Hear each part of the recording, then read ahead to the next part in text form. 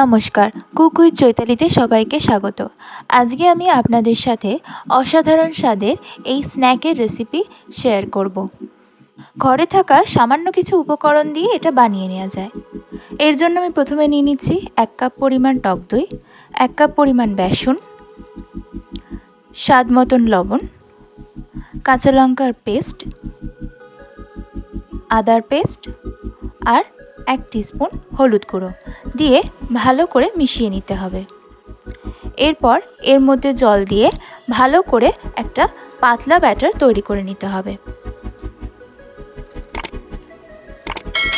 জলের পরিমাণটা একটু বেশি রাখতে হবে। এবার হুইস্কার দিয়ে আমি সেটা ভালো করে মিশিয়ে নিচ্ছি। এবার কড়ার মধ্যে একটা ছাঁকনি দিয়ে ভালো করে ব্যাটারটা ছেঁকে নিতে হবে। ছাঁকনি দিয়ে ব্যাটারটা ছেঁকে নিতে হবে যাতে কোনো রকম দানা না থাকে, ব্যাটারটা যাতে একদম স্মুথ হয়।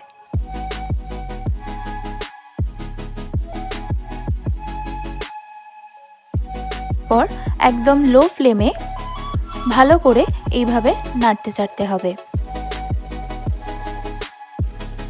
এই রেসিপিটি মহারাষ্ট্র ও গুজরাটের অতি জনপ্রিয় একটি স্ন্যাক রেসিপি।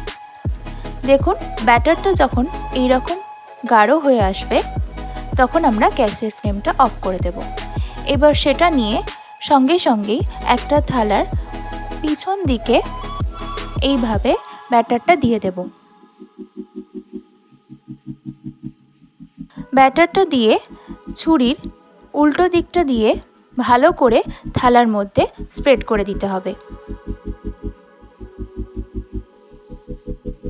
ব্যাটারটা গরম থাকার সাথে সাথেই এটা থালার মধ্যে ভালো করে স্প্রেড করে দিতে হবে। ঠিক এইভাবে পাতলা করে স্প্রেড করে নিতে হবে।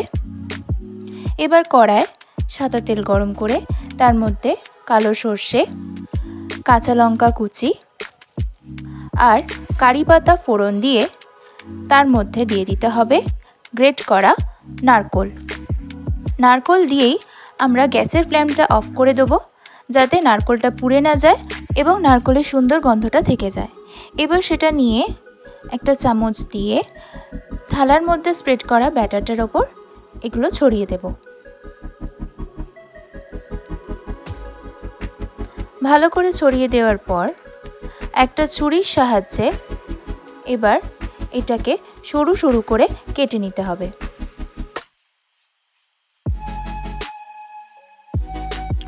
এইভাবে সরু সরু করে কেটে নিচ্ছি।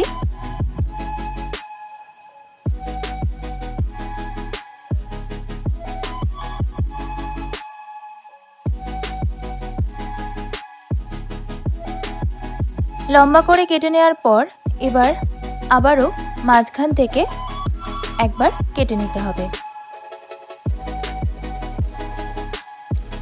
এবার খুবই হালকা হাতে আস্তে করে হাতের সাহায্যে রোল করে নিতে হবে। রোল করে নিয়ে সার্ভ করলেই রেডি খান্ডভি। রেসিপিটা ভালো লাগলে অবশ্যই একটি লাইক এবং শেয়ার করে দেবেন। রেসিপিটা ভালো লাগলে অবশ্যই বাড়িতে এই গ্রীষ্মের বিকেলে একবার ট্রাই করে দেখবেন।